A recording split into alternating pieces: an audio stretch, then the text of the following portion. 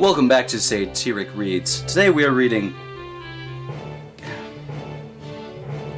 D&D Ponies 2, Electric Scootaloo, or Episode 2, Return of the Pony, or 2 Dungeons, 2 Dragons, or D2 Judgment Nay, or LARP Free, or Die Hard, or the sequel you wanted. Fantastic. Just fantastic. Okay, let's get into it, shall we? It was a dark and stormy night. Well, actually, it was close to early afternoon and a little drizzle, but Apple Bloom wasn't about to split hairs. Her friends, Scootaloo and Sweetie Belle, were sprawled out beside her on the rug in Twilight's library, bored out of their minds. This meeting of the Cutie Mark Crusaders was going nowhere. And not very fast. Even though they were inside, the dull gray light coming from the windows and the tapping of the rain on the roof sucked all the energy out of the little fillies. Apple Bloom narrowed her eyes angrily at the clouds through the window. Stupid Pegasus ponies, making it rain on a weekend, she pouted. No offense, Scoots. Whatever. Scootaloo shrugged and stretched her tiny wings. Can you think of anything to do? She asked for the umpteenth time. You shouldn't be crusading for our cutie marks, said Sweetie Belle. The young unicorn was feeling especially fidgety and shaky and sparky. She rolled over on her back, waving her hooves in the air absent-mindedly. That's what the CMC is for, right? Ugh, I'm so sick of doing that, said Apple Bloom. Yeah, said Scootaloo. It's like all we do anymore. I just want to hang out sometimes, you know? Their non-conversation was interrupted when Twilight and Fluttershy trotted into the room. The two had agreed to keep an eye on the kids, while their big sisters were out for the afternoon, with Rainbow Dash treating them to the Wonderbolts performance. How's it going, girls? Twilight said with a cheery smile. Lousy, said Apple Bloom grumpily. There's nothing to do with it here.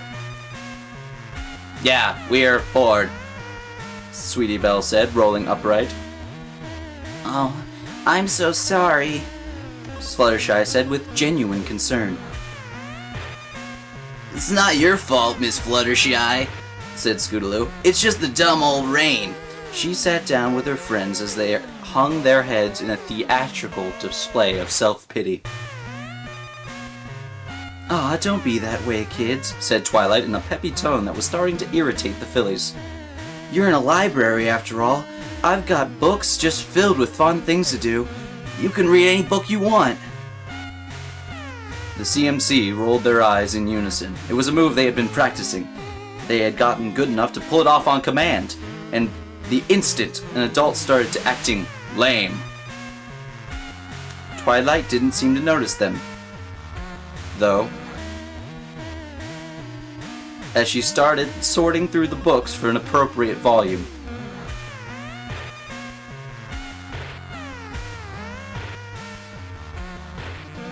Let's see, Miss Mare's Rainy Day Fun Book? Nah, how about The Dangerous Book for Fillies? That's a little advanced for girls your age. Maybe we could try... What's this one about?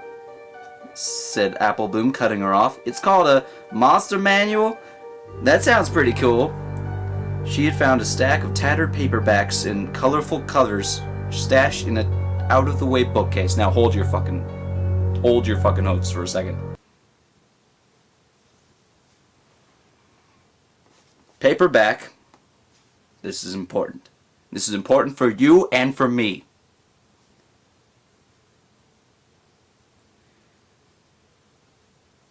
She had found a stack of tattered paperbacks with colorful covers stashed in an out-of-the-way bookcase. Okay.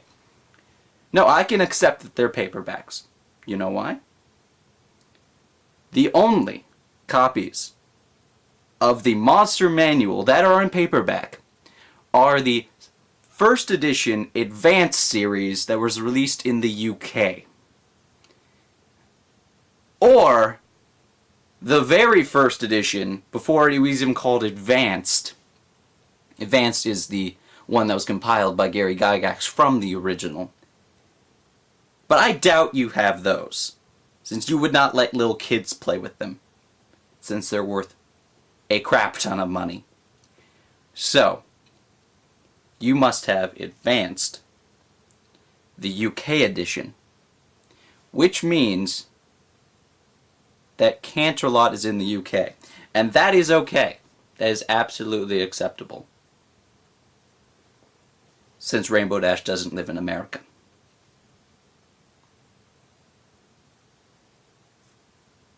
I can accept that. But Twilight, you have to change your you have to absolutely change your accent, because you now live in the UK. So deal with it. Also, Ponyville is apparently in America. I don't know.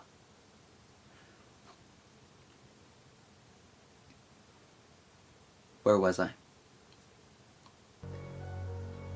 They had been shelved out of order, as if someone were trying to hide them. They're out of alphabetical order, and that means you're trying to hide them? Fine. In an instant, Twilight snatched it away from her.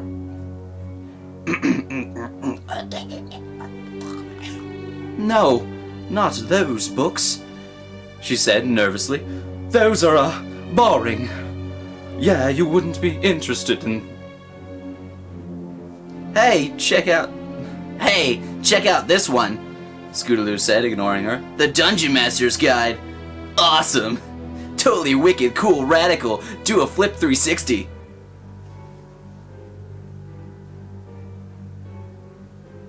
Tubular. I don't think this is a good idea, girls, Fluttershy said meekly. She and Twilight tried to keep them away from the forbidden books, but the fillies managed to squirm around them. In the struggle, a small velvet pouch was knocked off the shelf, spilling its colorful plastic contents on the library's floor. It's a game! It's a game! Warning! Danger, Mr. Robinson! Danger! Sweetie Belle squealed. Look, it's got dice and everything. Everything. What gives, Twilight? Apple Bloom said, turning her face to her. Why are you holding out on us? Yeah, rallied Scootaloo. You said you could use any book we wanted. Twilight sighed. Yes, I know. I'm sorry. Terribly sorry. It's just, my friends, I decided we wouldn't play this game anymore. After the incident. Incident? Said Apple Bloom, screwing up her face in thought. Oh, you mean when the male pony went all nutty? It was the only thing she could think of that would cause Twilight to speak in such hushed tones. It had been a major scandal in Ponyville for months, and the mayor even made a big speech about it. She mostly remembered afterwards when Applejack had given her a long, boring lecture about the difference between fantasy and reality. Still, she tried to put a positive spin on it. It wasn't so bad, though, was it? I mean, no one was hurt. Except for the beavers. I guess. She trailed off. Scootaloo jumped in, trying to salvage the argument. But they got better. Fluttershy took care of them, right? Fluttershy looked away, sadly. Toothy and Chompers still aren't quite the same. Come on, please, said Sweetie Belle. We totally promise we won't go crazy.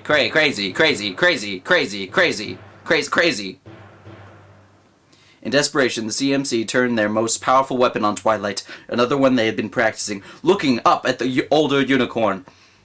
Their eyes went wide and misted with tears, their bottom lips trembling. They called it the Da Bomb, and they were masters at it. I don't know, Twilight said, her resistance wearing down. Her friends had all been upset by what happened. Spike had taken the incident especially hard. giving up DMing in the spirit of never again. Still, she had to admit that she missed her weekly gaming session. I guess it wouldn't hurt, so long as Derpy doesn't find out. Well, that is the introduction to part 2. Next time we get into Act 1. What's the title of Act 1?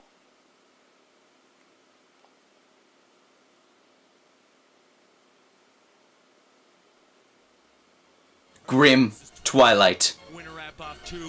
Let's do this in the middle of a dark and stormy night. Pony Bill See you built next up time. with fright from the sight of an evil monster. Bye. So bold you can call him a killer because he is cold-blooded, straight-blooded. The hearts of the ponies slowly awaiting their imminent doom until a bright purple pony stood up, trotting down in the town, dreaming to make a big boom. And he's gonna be making a mess of the mythical creature that wanna be killing him, running down a list of all of the damages for which Twilight will be billing him. And Twilight, she'll win. According to Cat, she is the best pony. Ursa, you better take a major seat. This little with she's going to pony, and he just can't see that he'll lose. Laughing in the face of the elemental harmonic magician, making a brew in her mind about to go mental. And as she charges up her magical powers, Ursa begins to see that Ponyville ain't always